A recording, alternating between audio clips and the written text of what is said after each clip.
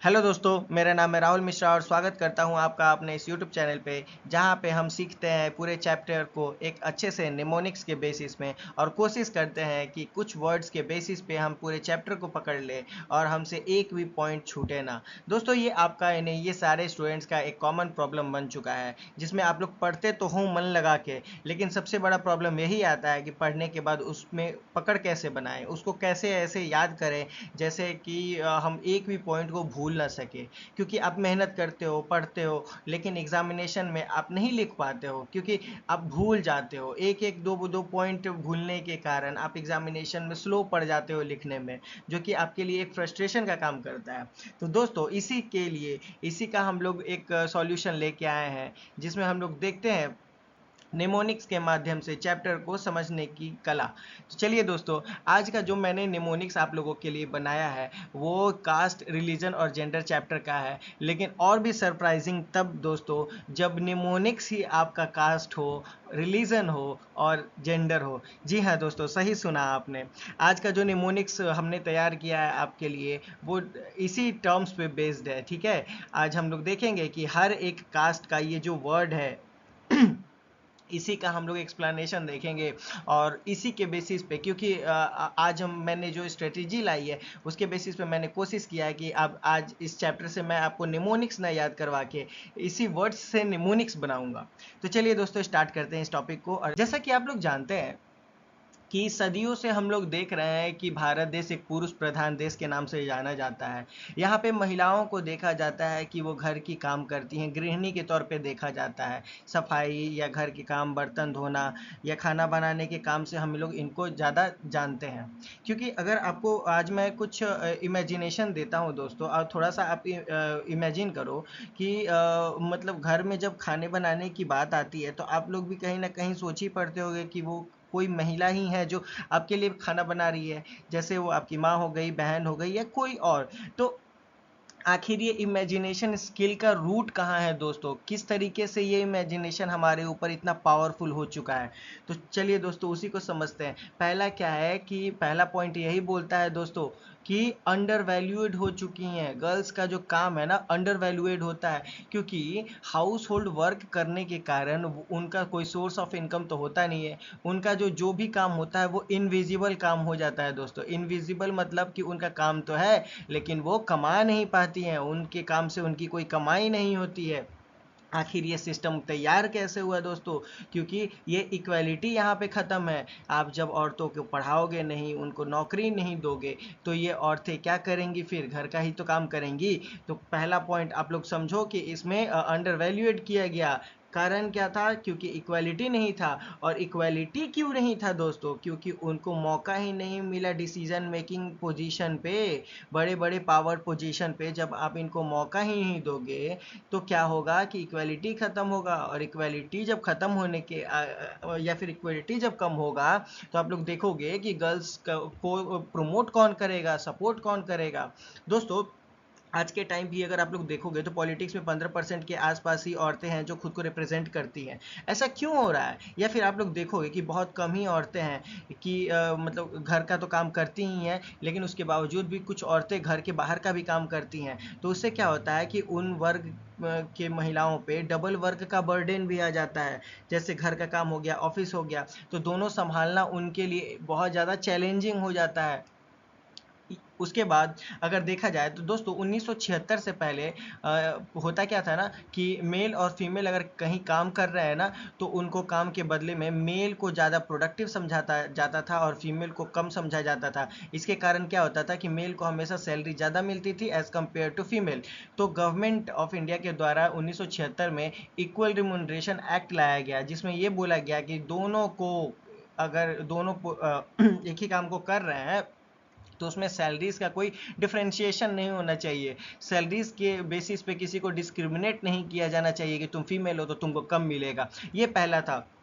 उसके बाद आप लोग देखिएगा तो 2023 में एक बिल पास किया गया, जो कि ये दिखाता है कि औरतों को कैसे आगे प्रमोट किया जा सकता है। तो उस बिल में देखिएगा आप लोग, तो 33% वुमेंस को अब रिजर्वेशन मिल चुका है कि अब वो पॉलिटिकली खुद को रिप्रेजेंट करें। दोस्तों ये सबसे अच्छी बात है। आखिर यही तो मैंने बात आपको शुरू में कहा कि अगर गर्ल्स को अंडर वैल्यू से वैल्यूएट आपको करना है तो इक्वलिटी लाना पड़ेगा। इक्वलिटी के लिए आपको रिप्रेजेंटेशन तैयार करना पड़ेगा उनका। कहाँ पे? तो पॉलिटिक्स में। अब पॉलिटिक्स मतलब क्या? एक बड़े पोजीशन पे। और जब वहाँ पे वो चली जाएंगी तो जाहिर सी बात है आपको दिखेगा कि इक्वलिटी आएगी, उनको प्रमोट किया जाएगा, उनकी सोसाइटी में वैल्यू है जो वैल्यू जो है वो बढ़ने लगेंगी दोस्तों।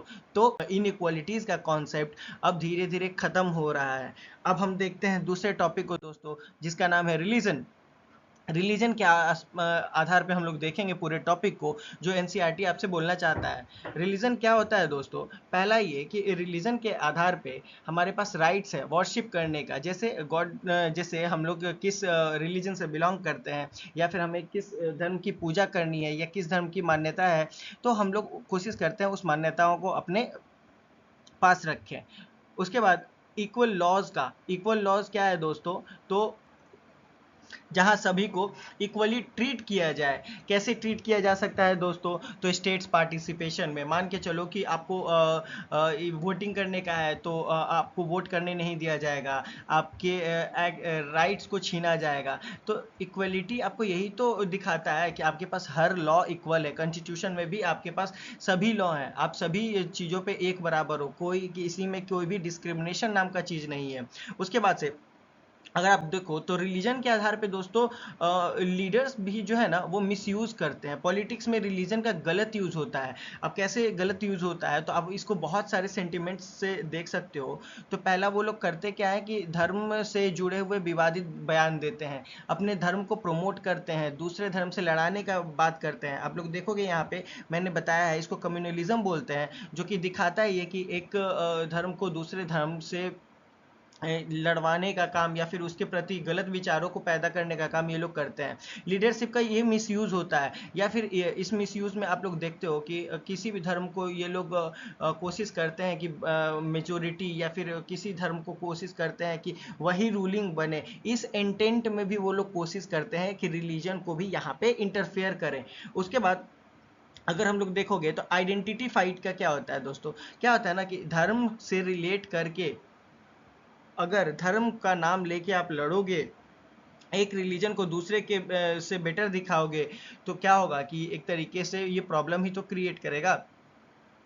उसके बाद दोस्तों देखोगे गांधी जी का व्यू क्या था इस टॉपिक पे। तो गांधी जी सीधा बोलते थे कि रिलीजन वही है जहाँ पे मोरालिटी हो, नफरत नहीं होना चाहिए दोस्तों। नफरत किससे? तो एक धर्म का दूसरे धर्म से। क्योंकि अगर हम लोग देखें मोरालिटी या फिर देश के प्रति अगर आपके पास या एक इंसानियत जो होनी चाहिए ना एक इंसान को, वो अगर होगी ना तो हर देश बहुत अच्छे से चलेगा दोस्तों। क्योंकि रिलीजन के बेस पे तो अगर देखा जाए ना तो हमेशा वॉर ही क्रिएट होंगे अगर आप मेजोरिटी को ही रूल करने का सोचोगे।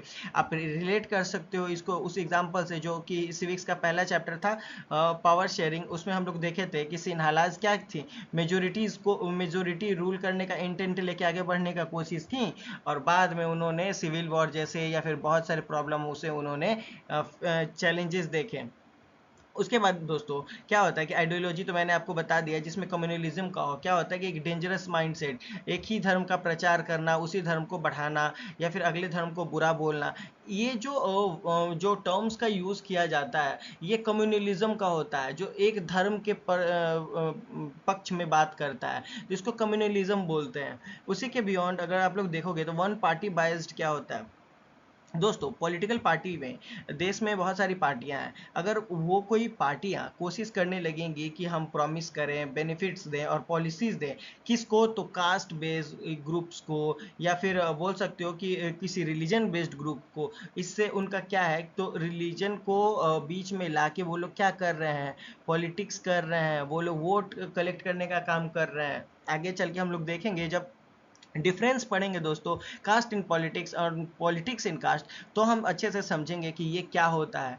अब हम देखते हैं नो स्टेट रिलीजन क्या होता है। नो स्टेट रिलीजन में दोस्तों हम लोग यही देखते हैं कि इंडिया क्या है? एक सेक्युलर स्टेट है। सेक्युलर स्टेट मतलब जहाँ पे किसी भी धर्म को आगे करके या फिर ऑफिशियली नहीं रिप्रेजेंट किया जाता है। यहाँ पे सभी धर्म एक बराबर है, किसी धर्म में कोई डिस्क्रिमिनेशन नहीं है, कोई भी धर्म बड़ा नहीं है, सभी लोगों को एक बराबर पावर्स दिए हुए हैं दोस्तों। समझते हैं दोस्तों। कास्ट क्या होता है? एक जाति, जो रिलीजन को अगर हम लोग बहुत छोटी टुकड़ियों में तोड़ के देखें तो जातियों का निर्माण होता है। इन जातियों से हम लोग क्या समझते हैं? तो क्या होता है कि इन जातियों को इलेक्शन, देखो सबसे बड़ी बात है ना कि इलेक्शन में वोट जो कास्ट के बेस पे आते हैं वही तो होती हैं जातियाँ। जान मान के चलो कि मैं किसी कम्युनिटी का नाम ले रहा हूँ, जैसे हो गया यादव हो गया या राजपूत, या कभी मान के चलो कोई कम्युनिटी है, इनका कोई लीडर है एक्स वाई जेड, वो इन लोगों से बोलेगा कि मैं आपकी कम्युनिटी को और रिजर्वेशन दूंगा, आपको जॉब दूंगा, लाइक इस तरीके की बातें करेगा। तो दोस्तों इससे क्या आपको दिख रहा है कि वो उनसे वोट कलेक्ट करने की कोशिश कर रहा है, बदले में उनको लालच दे रहा है, बेनिफिट्स देने की बातें कर रहा है। तो इससे क्या होगा कि टिकट्स ऑन कास्ट, जाहिर सी बात है कास्ट के बेसिस पे उसको टिकट मिलना, या फिर इस तरीके से ना समझो तो एक तरीका और है दोस्तों। क्या होता है कि पॉलिटिकल पार्टी देख रही है कि ये जो एक जोन है, ठीक है, इस जोन में मेजोरिटी है राजपूत की, तो वो कोशिश करती है ना कि यहाँ का जो रिप्रेजेंटेटिव हो ना वो राजपूत ही बना दिया जाए। इसके कारण क्या होगा कि वो कोशिश करेगा कि यहाँ के सभी राजपूत लोगों का जो वोट है ना वो कलेक्ट कर सके। तो इस तरीके का कि टिकट में भी कास्ट होता है। आगे चल के आप लोग देखोगे तो अम्बेडकर लेगेसी, ये पॉइंट क्या है दोस्तों, अब समझाता हूँ। इसमें है क्या कि जैसा कि हम लोग जानते हैं कि अंबेडकर जी ने क्या किया था कि दलित समुदाय को समाज में एक पोजीशन दिलाया, उनको उठाया, या फिर बोल सकते हो उनको सामाजिक जो प्रॉब्लम से वो जुड़े हुए थे या प्रॉब्लम फेस कर रहे थे, उसको उन्होंने बहुत सुधार करके उन्हें बहुत आगे लाए। ठीक है, तो दोस्तों एक बात बताओ, कास्ट के बेसिस पे अगर देखा जाए तो अंबेडकर जी ने एक बहुत बड़ा प्रमाण तो छोड़ा ही सोसाइटी में। तो उसके बाद कास्ट के बेसिस पे क्या हो सकता है दोस्तों, तो एम्पावरमेंट हो सकता है। कास्ट के बेसिस पे क्या होता है ना कि ओबीसी एससी एसटी को रिजर्वेशन मिला, तो उसको मतलब क्या बोलते हैं, इनडायरेक्ट रिप्रेजेंटेशन। दोस्तों समझो अच्छे से, मैं एक बात आपको बताने जा रहा हूँ। असल में मैंने फर्स्ट स्लाइड में भी आपको बोला था कि जहाँ पे किसी को इनइक्वालिटीज़ मिलती हैं, जहाँ पे किसी के पास पावर्स नहीं होती हैं, तो वो पावर्स डायरेक्टली तो नहीं आती हैं, उस पावर को आने में समय लगता है। तो उस पावर को हम लोग कैसे ला सकते हैं? तो उस पावर को लाने का एक ही ऑप्शन होता है, उस कम्युनिटी को प्रमोट करना, उसको प्रमोट करना, उसको रिजर्वेशन देना। उसको रिजर्वेशन दे सकते हो, उसको कहीं ना कहीं से सब्सिडी प्रोवाइड कर सकते हो, या फिर कोई भी बोल सकते हो कि आप गवर्नमेंट हेल्प कर सकते हो जिससे उसको आगे बढ़ने में मदद किया जा सके। अदरवाइज वो किस तरीके से प्रमोट होगा? क्योंकि जाहिर सी बात है जब मेजोरिटी डोमिनेट करेगी दोस्तों, तो मेजोरिटी जब डोमिनेट करेगी तो माइनॉरिटीज़ अपवर्ड आ ही नहीं सकती है, उनको आने के लिए गवर्नमेंट को सपोर्ट करना पड़ेगा। उसके बाद से अगर हम लोग समझे दोस्तों, तो क्या होता है कि एक चीज़ अभी भी सोसाइटी में है, एक चीज़ अभी भी कास्ट बेसिस पे सोसाइटी में है, वो क्या है? हायरार्की। हायरार्की क्या है दोस्तों कि सदियों से एक चली आ रही प्रथा है कि जो लोग अमीर हैं वो लोग मेनली दिखे जाते हैं कि वो समाज में भी अमीर हैं। जैसे आप कोई कम्युनिटी के बारे में इमेजिन कर लो जिसमें आप देखोगे कि अगर कोई लोग अमीर है तो कहीं ना कहीं दिखाया जाता है कि वो उस समुदाय में भी अमीर है, और कोई अगर गरीब है तो दिखाया जाता है कि उसके गरीब होने का कारण कहीं ना कहीं उसका समुदाय है। इसके बेसिस पे, जो कि आज भी है दोस्तों, स्टिल एग्जिस्ट है, तो इसके बेसिस पे भी कास्ट को देखा जाता है। या फिर अगर कास्ट को देखो तो पहले के टाइम पे होता क्या था दोस्तों कि कास्ट के बेसिस पे लोगों को छुआछूत का प्रॉब्लम या फिर बहुत तरीके से उनको सोसाइटी में ह्यूमिलिएट किया जाता था। जैसे समाज से जो हीन भावनाएं थी वो क्या दिखाती थी कि एक समुदाय को हम और पिछड़ा बना रहे हैं, एक समुदाय को हम ह्यूमिलिएट कर रहे हैं, तो गवर्नमेंट के द्वारा अनटचेबिलिटी को बैन किया अंडर द आर्टिकल 17, और दिखाया गया कि we are all in the same of our constitution. समझे दोस्तों? तो हम लोग संविधान की नज़र में एक बराबर हैं, कोई उसके परे नहीं है, सभी लोगों के पास एक बराबर पावर है। तो दोस्तों जैसा कि मैंने आपको बोला था कि ये 3 टॉपिक्स को मैं आपको समझाऊंगा, वो कास्ट, रिलीजन और जेंडर, और इस तीनों के बेसिस पे ही मैंने आपके लिए निमोनिक्स तैयार किए हैं। अब समझते हैं हम लोग नेक्स्ट टॉपिक को दोस्तों। तो चलिए दोस्तों समझते हैं कास्ट इन पॉलिटिक्स और पॉलिटिक्स इन कास्ट के बीच का डिफरेंस, क्योंकि ये एग्जामिनेशन में बहुत बार पूछा गया ये क्वेश्चन है। तो चलिए देखते हैं। तो ये तब होता है जब जाति का प्रभाव पॉलिटिक्स पे पड़ने लगता है। ये कैसे होता है तो समझते हैं कि पॉलिटिक्स पार्टी वोट जीतने के लिए जाति का यूज़ करती हैं। जैसे कि मान के चलिए कि कोई ए नाम का क्षेत्र है और वहाँ पे सारे राजपूत कम्युनिटी के लोग हैं। तो होता क्या है कि ये जो ए लोकेशन पे है ना, पॉलिटिकल पार्टीज करती हैं कि यहाँ पे एक रिप्रेजेंटेटिव जो चुनती हैं या फिर जिस लीडर को चुनती है कि वो यहाँ से इलेक्शन लड़े, वो उसी कम्युनिटी का चुनती हैं ताकि इसको सबसे ज़्यादा यहाँ पे वोट मिल सके। क्योंकि ये जाति के मुद्दों पे ना बात रखा जाता है दोस्तों। उसके बाद एग्जांपल में जैसे देख लीजिए कि पार्टी दलित, ओबीसी या अपर कास्ट को वोट बैंक का मेन टारगेट मानती हैं, क्योंकि ये एक ऐसे होते हैं ना जो लोगों की सिंपैथी को गेन करते हैं। ये पॉलिटिक्स का सीनेरियो है। उसके बाद से इलेक्शन से पहले किसी एक के लिए खास योजना या वादे किए जाते हैं। ऐसा अगर आप लोग हमेशा देखते हैं दोस्तों। लीडर अपनी जाति के लोगों को इन्फ्लुएंस करते हैं कि आप उन्हें और बेहतर वोट दें और वो आपके लिए कुछ बेहतर ही करेंगे जीतने के बाद। या फिर दिक्कत क्या होता है इसमें, तो इसमें समाज में भेदभाव और टेंशन बढ़ जाता है, क्योंकि आप किसी एक के स्पेसिफिक कम्युनिटी को टारगेट करके अगर वोट मांगोगे या वोट दोगे, तो जाहिर सी बात है वो दूसरे कम्युनिटी पे बेटर काम करे या उसको बेटर सर्व करे। ये ज़रूरी तो नहीं है। उसके बाद से दोस्तों पॉलिटिक्स इन कास्ट देखते हैं। तो ये तब होता है जब पॉलिटिक्स का प्रभाव जाति पे पड़ता है। तो कैसे, तो पॉलिटिकल प्रोसेस के जरिए कुछ जातियों को उनका अधिकार मिलता है, जाति व्यवस्था में बदलाव आता है। आखिर ये कैसे, एग्जाम्पल के तहत समझते हैं। तो एससी एसटी ओबीसी को रिजर्वेशन मिला जो उनकी इस सामाजिक स्थिति सुधारने में मददगार है। दलित लीडर और पार्टीज ने अपनी कम्युनिटी के लिए आवाज़ उठाई, ये भी बहुत अच्छी बात है। या फिर जाति व्यवस्था में अब कुछ फ्लेक्सिबिलिटी आई, सब लोग हर फील्ड में आगे बढ़ रहे हैं। तो देखिए दोस्तों, जब पॉलिटिक्स इन जाती होती है ना, तो इसमें क्या होता है ना कि हमको हमेशा पॉजिटिव इम्पैक्ट मिलता है। तो क्या, तो इक्वालिटी और जस्टिस की तरफ एक कदम बढ़ता है। निचली जातियों को पॉलिटिकल रिप्रेजेंटेशन मिलता है और वो लोग समाज में हमेशा ऊपर की तरफ उनको अपलिफ्ट किया जाता है। तो दोस्तों इस कॉन्सेप्ट को आप लोग अच्छे से याद कर लेना, क्योंकि कास्ट इन पॉलिटिक्स और पॉलिटिक्स इन कास्ट एग्जाम का बहुत हॉट टॉपिक है। ये बहुत बार एग्जामिनेशन में पूछा जाता है। दोस्तों डिस्क्रिप्शन में मैंने पीडीएफ का लिंक मेंशन कर दिया है, आप उसे वहां से डाउनलोड कर सकते हैं। और कमेंट में बताएं दोस्तों कि आपको ये वीडियो कैसा लगा। तो लाइक एंड सब्सक्राइब कर दें और जुड़े रहें हमारे चैनल के साथ।